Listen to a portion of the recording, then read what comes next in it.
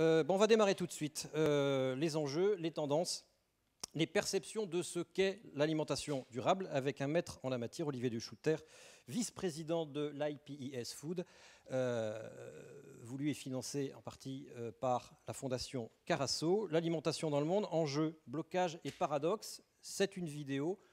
Dans un premier temps, on regarde. À tout de suite. Voilà, je voudrais vous remercier de votre invitation à intervenir au cours de ces premières journées de l'alimentation durable organisées à Paris par la Fondation Daniel et Nina Carasso. Je suis très heureux de pouvoir y intervenir en m'excusant de ne pas pouvoir être là présent en personne, enseignant à l'université de Yale au cours de ce semestre. Et je voudrais dire que le moment est particulièrement opportun.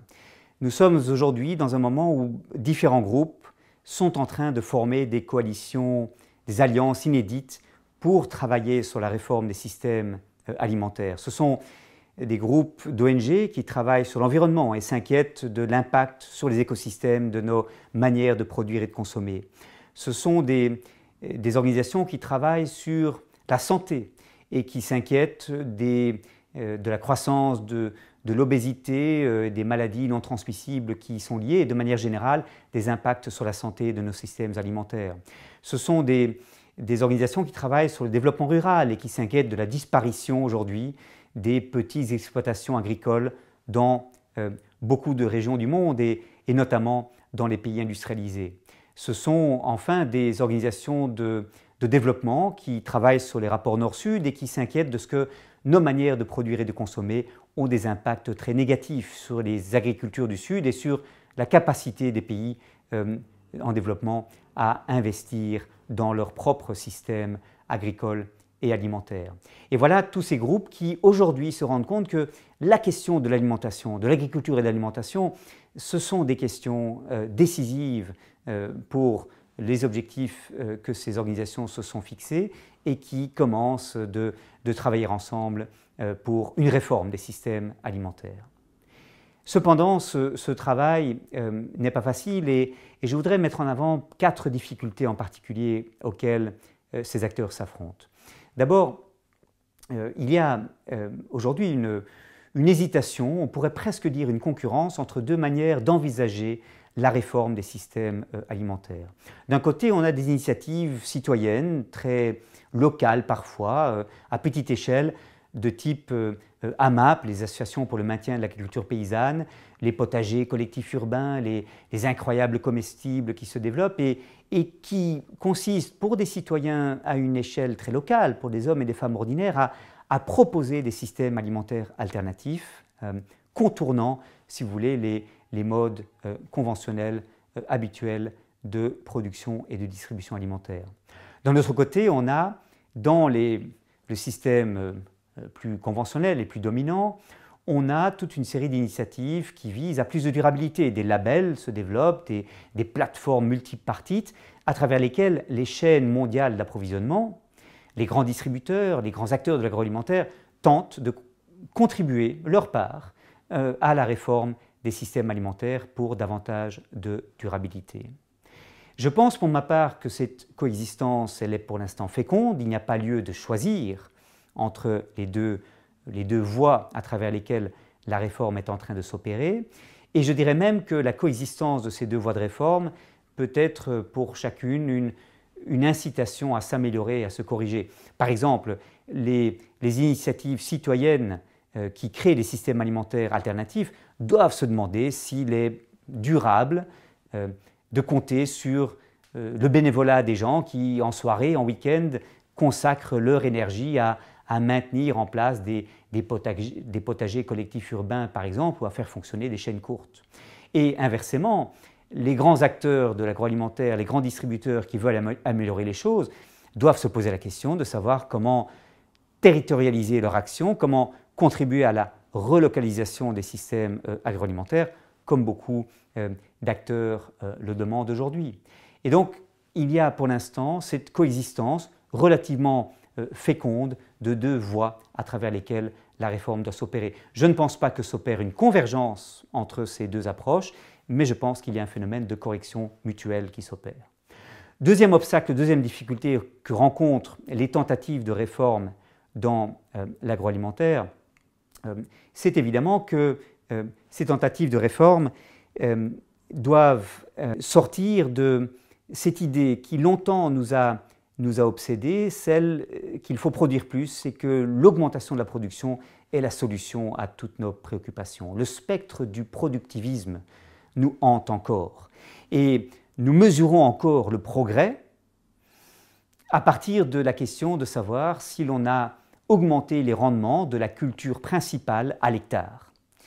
Je pense que c'est une mesure de progrès qui est extrêmement pauvre et qui ne répond pas aux défis d'aujourd'hui.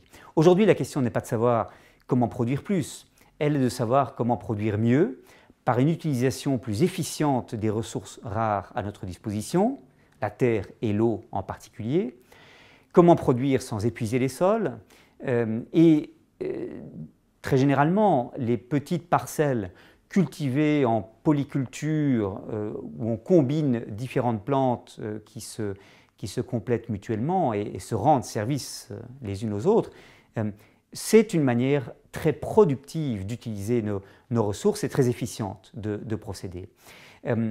La mesure du progrès à partir de l'idée de l'indicateur d'une augmentation de la production à l'hectare de la culture principale date du XXe siècle et correspond à un moment où la croissance démographique et l'urbanisation des modes de vie faisaient naître la crainte que nous manquerions de nourriture pour nourrir toute la planète et répondre à la demande. Aujourd'hui, ce défi-là est relevé, il faut accepter que d'autres défis se posent à nous. Et d'autres mesures de productivité sont disponibles qui sont beaucoup plus intéressants à mobiliser. La troisième difficulté, le troisième défi qui se présente est au fond un défi de gouvernance. C'est que très souvent nos choix sont dictés par des impératifs de court terme et nous oublions les objectifs de long terme que nous nous donnons. Et ceci est très typique, par exemple, des tentatives d'opérer une transition vers l'agroécologie. L'agroécologie, on lui reconnaît beaucoup de mérites aujourd'hui, y compris d'attirer une jeune génération d'agriculteurs vers l'agriculture et bien entendu de garantir une meilleure santé des sols, de réduire l'érosion, de maintenir l'agrobiodiversité, etc. Mais elle a du mal, l'agroécologie, à percer parce que dans le court terme, il en coûte aux agriculteurs d'opérer ces transitions. Et les agriculteurs le savent. Pour opérer ces transitions, il faut d'abord littéralement nettoyer les sols des engrais chimiques et des pesticides dont ils ont été imbibés. Il faut créer une biomasse suffisante pour lancer un système agroécologique qui fonctionne de manière productive. Et cela prend quelques années, pendant lesquelles on va assister à une chute de la production et des revenus, par conséquent, de l'agriculteur ou de l'agricultrice. Et donc il faut aider les agriculteurs, les agricultrices à franchir ce cap, à opérer ces transitions pour éviter qu'ils ne soient toujours l'otage du court terme. Cela mène à la quatrième difficulté, au quatrième obstacle, qui est là encore un obstacle de gouvernance. C'est que très souvent, les réformes des systèmes alimentaires sont des réformes qui sont influencées par les intérêts dominants des grands acteurs du système actuel, qui détiennent les technologies, qui détiennent, disent-ils, les recettes et les solutions, et qui ont l'oreille du décideur politique. Ou alors, ces réformes sont prises sous le coup de crise, notamment de crise sanitaire, qui amène à répondre aux craintes des consommateurs par des modifications des réglementations qui concernent la sûreté ou la sécurité alimentaire, mais on n'a pas une gouvernance démocratique des systèmes agroalimentaires. Il me semble cependant que la question de la démocratie alimentaire doit être posée de manière urgente. Qu'est-ce que c'est la démocratie alimentaire? Ce n'est pas un slogan, ce n'est pas une abstraction. C'est l'idée que les choix qui sont faits dans le domaine agroalimentaire seront mieux informés par un diagnostic posé par une diversité de parties prenantes et que les solutions seront mieux définies à partir d'une gamme de propositions qui émanent de ces différents acteurs. Et on voit se développer aux États-Unis, au Canada, au Royaume-Uni, dans plusieurs pays maintenant de l'Union européenne, on voit se développer des conseils de politique alimentaire à l'échelle locale ou régionale, des conseils consultatifs où consommateurs, producteurs, distributeurs, secteur éducatif, collectivités publiques sont représentés pour poser ensemble un diagnostic et proposer ensemble une série de solutions dont il appartiendra alors aux collectivités publiques de s'emparer pour les mettre en œuvre. Cette généralisation de la démocratie participative dans l'alimentaire, l'agroalimentaire, me paraît tout à fait essentielle et me paraît une condition de réussite, de légitimité et d'efficacité des tentatives de réforme. Alors, c'est au fond à l'ensemble de ces objectifs que nous tentons modestement de contribuer par la mise sur pied du panel international d'experts sur les systèmes alimentaires durables, IPES Food, qui est un groupe d'experts de différentes régions du monde, de différentes disciplines, qui veut contribuer au débat sur la réforme des systèmes alimentaires durables à partir de la conviction que rien ne se fera sans associer à ces réformes les acteurs de terrain. C'est pourquoi on travaille de manière très transdisciplinaire avec eux et pas seulement entre experts universitaires, scientifiques si vous voulez. Notre conviction est également qu'il faut oser affronter les questions politiques qui sont derrière les choix qui sont faits en matière de politique agricole et alimentaire et être conscient des rapports de force qui se nouent et qu'il faut oser parfois interroger. Nous avons publié un rapport récemment sur la transition vers l'agroécologie qui sera bientôt diffusé en Afrique pour porter ce message vers les cénacles de décision de l'Union africaine et d'organisations régionales en Afrique en particulier. Nous allons bientôt publier 2 rapports sur la contribution des villes et des cités-régions à la transition vers des systèmes alimentaires durables et un autre rapport qui va porter sur les externalités en matière de santé des systèmes alimentaires. Nous avons beaucoup d'informations en effet sur les impacts sur l'environnement des systèmes alimentaires conventionnels, mais trop peu de données certainement chiffrées sur les impacts en matière de santé. Et donc voilà ce à quoi nous tentons modestement de contribuer avec le soutien de la Fondation Daniel et Nina Carasso qui a lancé l'initiative de IPES Food à l'origine. Et c'est conscient de la difficulté ou des difficultés qui nous attendent évidemment que nous avons entrepris ce travail, mais nous continuerons de le faire et nous espérons pouvoir continuer de le faire également grâce à vous qui êtes présents à ces premières rencontres sur l'alimentation durable qui sont organisées aujourd'hui à Paris. Merci et à très bientôt.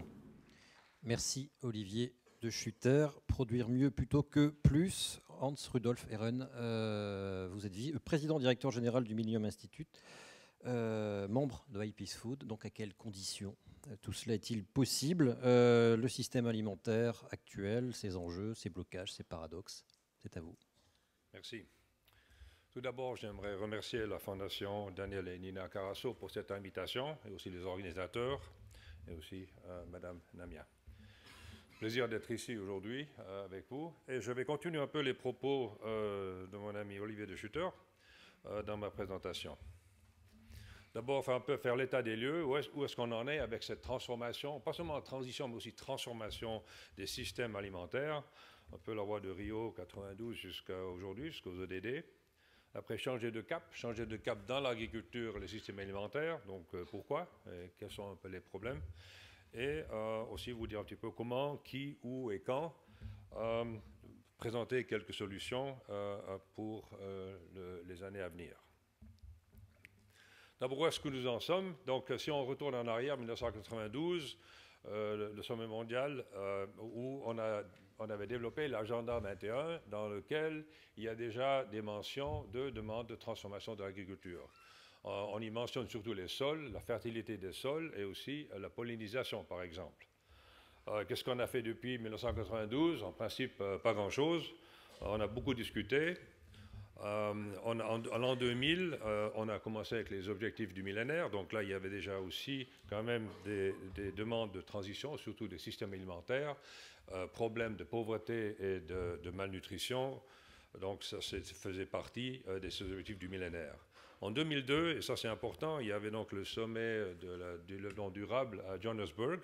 Et c'est là que la communauté internationale avait demandé un rapport sur l'agriculture, le rapport IASTD.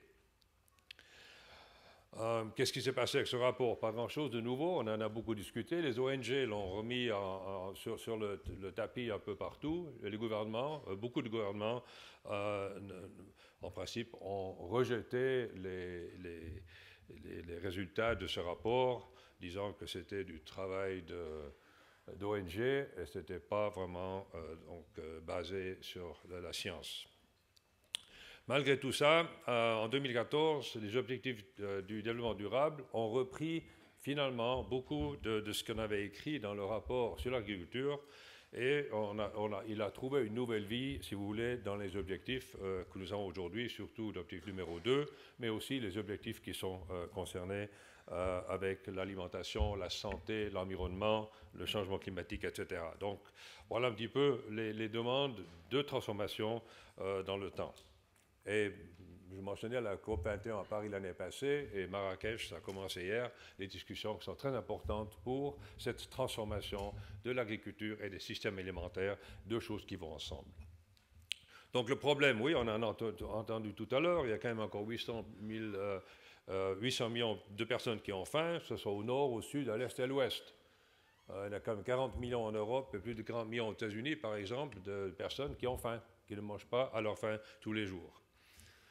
Ça a créé des migrations, on a des problèmes de migration intracontinentales, mais aussi transcontinentales, et c'est souvent dû à des problèmes de nourriture.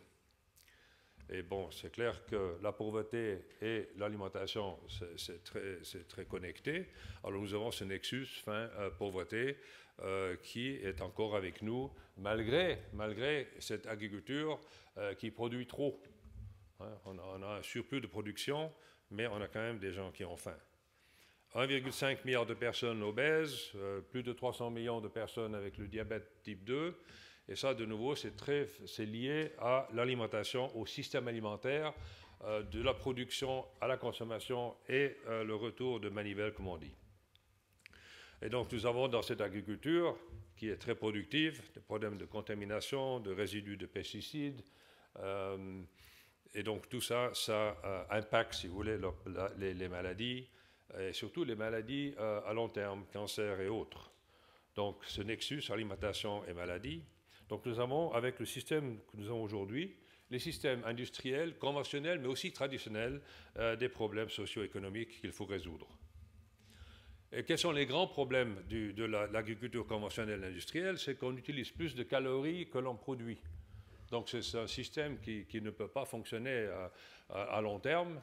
Et comme Olivier l'a dit tout à l'heure, on est dans une situation de court-termisme, profit à tout prix, sans penser vraiment à l'avenir, pas seulement à l'avenir de 5, 15, 20 ans, mais à l'avenir de plus de 50 et même 100 ans en avant.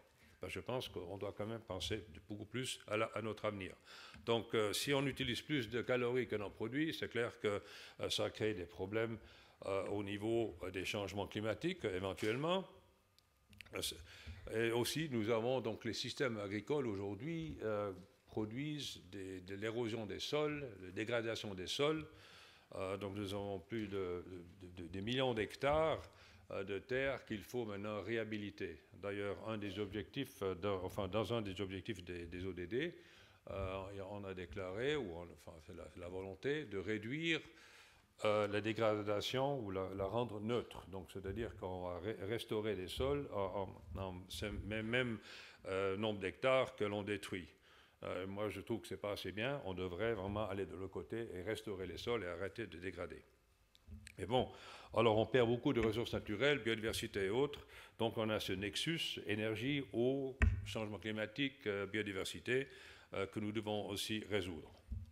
Et qu'est-ce que ça nous amène? Ça nous amène vraiment à dépasser les limites planétaires et aussi notre empreinte écologique. Vous savez que cette année, on a utilisé l'intérêt de notre capital naturel, on avait fini déjà au mois d'août.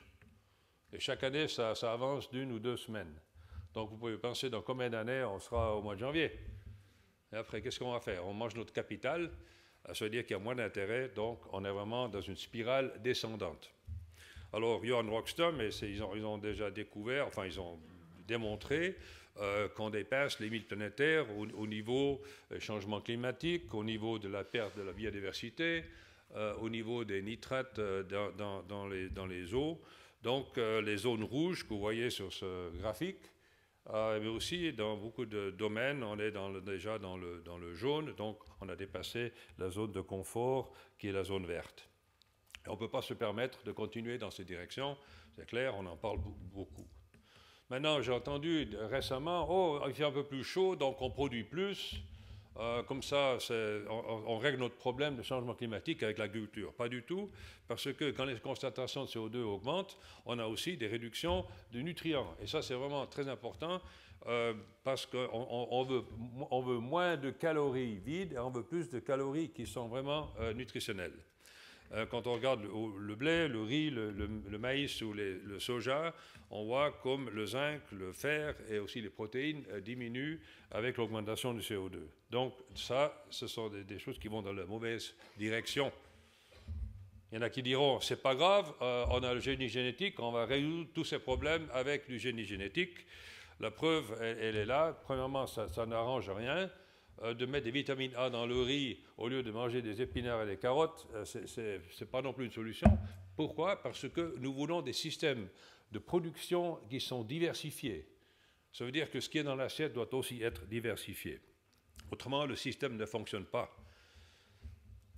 Alors ce système, qu'est-ce qu'on a fait? On avait un système dans le temps qui fonctionnait bien, avec donc le carbone était assimilé dans l'agriculture, dans les sols. Mais qu'est-ce qu'on a fait?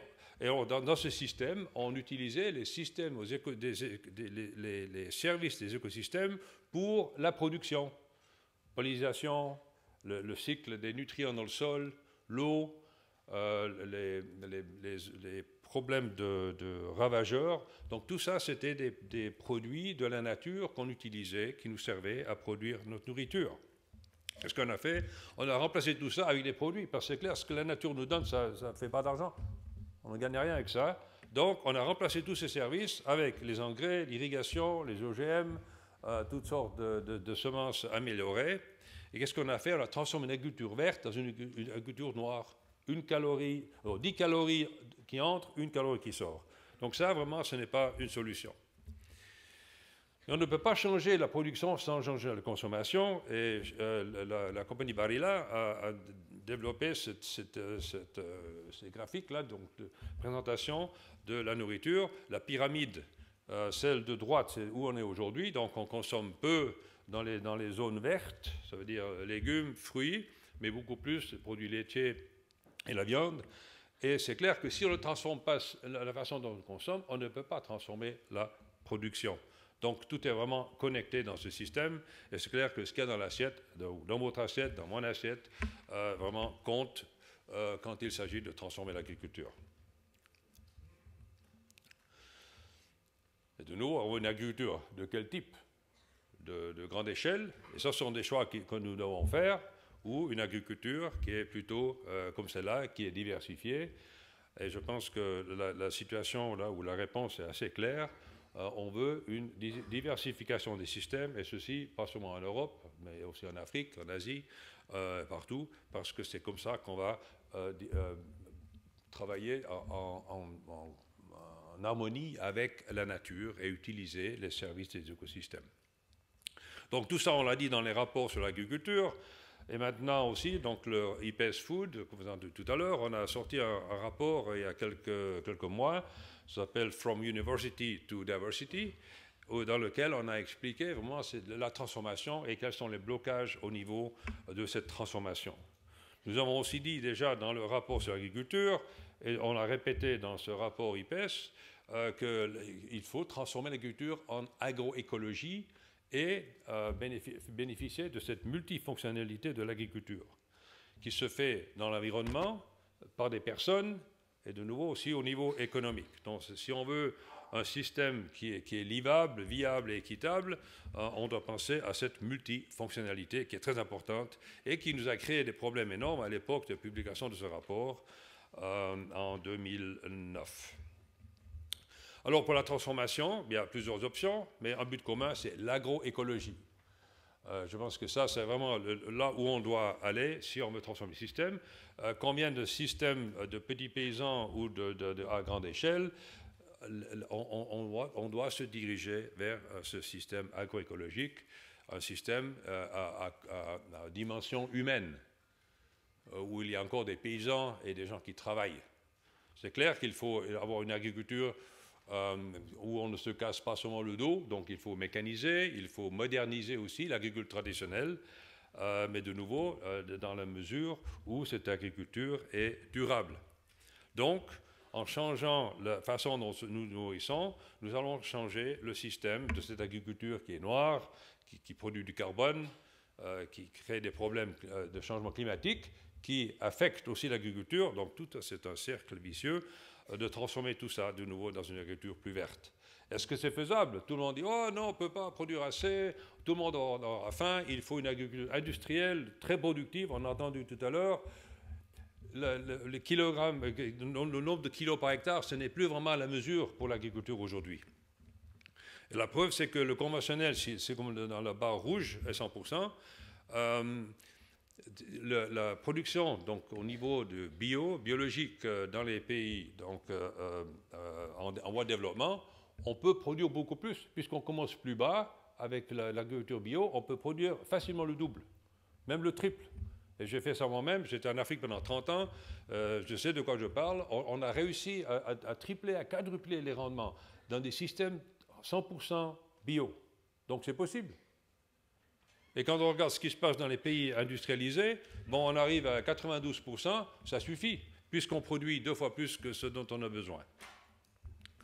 Et la solution existe, donc c'est nous une agriculture qui est complexe, où on a des systèmes, pas de crop unique, de monocropping, mais où on a des mélanges de plantes. Comme cet exemple ici, c'est un système où on produit du maïs et des haricots dans un système où le sol est couvert en permanence, c'est-à-dire qu'on fixe le carbone dans le sol et aussi on prend l'azote dans l'air. Donc ce sont des systèmes qui n'ont besoin d'aucun engrais et aussi puisqu'on utilise les caractéristiques des plantes de se défendre contre les insectes et les maladies, on n'a pas besoin non plus d'insecticides ou de fongicides dans ces systèmes. Et ça a été démontré, ça fonctionne depuis plus de 20 ans, mais la question de nouveau c'est pourquoi est-ce que tout le monde ne le fait pas? Et voilà, c'est parce qu'on a des forces des blocages, et ces blocages existent dans tous les systèmes un peu partout. Alors, on a cette politique économique des systèmes alimentaires, et les blocages, c'est quoi? Donc, dans le rapport IPES que j'ai mentionné tout à l'heure, vous pouvez voir, on a expliqué quels sont les 8 blocages majeurs à cette transformation, dont tout le monde sait qu'il faudrait la faire, mais où est-ce que sont les blocages principaux? Donc on a au centre cette concentration du pouvoir. Les grandes compagnies, vous savez qu'il n'y a qu'à voir maintenant Monsanto et Bayer, Syngenta, Chemicals et d'autres, dont les concentrations augmentent. Mais pas seulement au niveau des intrants, aussi au niveau des produits de consommation. Alors on a des syndromes, par exemple, tout le monde s'attend à une nourriture bon marché. Et on a dit, pourquoi est-ce qu'elle doit être bon marché? Après, on paye beaucoup d'argent pour le docteur. Non. Donc, il faut vraiment penser différemment. C'est dépenser l'argent là où ça va servir au futur. Cette idée aussi que quelques pays doivent nourrir le monde. Feed the world. America feeds the world. Europe feeds the world. Tout ça, on doit arrêter de penser dans cette direction. On a dit qu'on va localiser les systèmes alimentaires. Production beaucoup plus locale et consommation locale de produits frais. C'est clair si on mangeait des mangues à Paris, bon, il faut bien importer des mangues. Mais ça, c'est une petite partie, si vous voulez, de ce que nous mangeons. Donc, il faut relocaliser les systèmes. L'agriculture de l'export, c'est clair. Pourquoi est-ce comme en Europe, par exemple, on produit beaucoup de viande qu'on exporte? On produit cette viande avec du soja et du maïs qui nous vient d'Amérique latine. Mais tout ça, c'est vraiment c'est assez ridicule. Donc, je ne sais pas pourquoi, mais quelqu'un m'a fait avancer un peu plus rapido. Donc voilà, c'est un peu les blocages. Il y en a d'autres. Je n'ai peut-être pas trop de temps là pour expliquer tout en détail, mais on sait que ces blocages, on doit vraiment les comprendre et essayer de les surpasser. Donc, comment transformer? Donc, il faut changer le paradigme. C'est ça qui est important. Introduire une agriculture qui est multifonctionnelle, donc qui est écologique, mais aussi résiliente contre les changements climatiques, qui résout les problèmes à la base. On traite avec tous les produits chimiques, on traite les symptômes. C'est comme avec les médicaments, on traite les symptômes, on ne traite pas vraiment la cause du problème. Qui fait partie, qui est une solution au changement climatique, qui ne continue pas à être une grande part du problème du changement climatique, puisque nous savons que l'agriculture industrielle et le système alimentaire complet d'Europe, Amérique, produit 50% des gaz à effet de serre. On doit internaliser les externalités, c'est-à-dire que les prix de la nourriture doivent comprendre tous les autres frais, les frais de santé, les frais d'environnement, qui ne sont pas dans le prix aujourd'hui.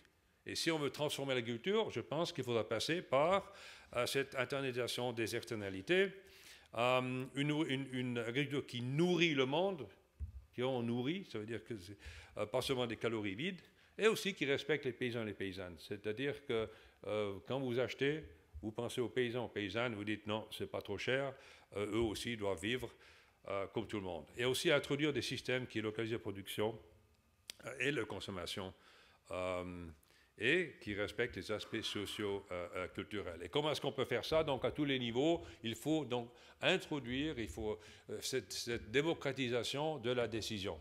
Au niveau des ODD, nous avons une chance énorme aujourd'hui d'avoir des discussions à tous les niveaux avec tous les partenaires qui ont un mot à dire dans les systèmes alimentaires pour décider dans quelle direction est-ce que nous allons aller. Et quand je vois sur cette étude qui vient d'être faite par l'Ipsos, là, ben, la France, vous êtes un bon exemple. Si c'est vraiment comme ça que la moitié des citoyens français disent avoir adopté des comportements durables, voilà, je crois que ça, c'est vraiment un exemple à suivre. Donc, merci beaucoup pour votre attention. Merci.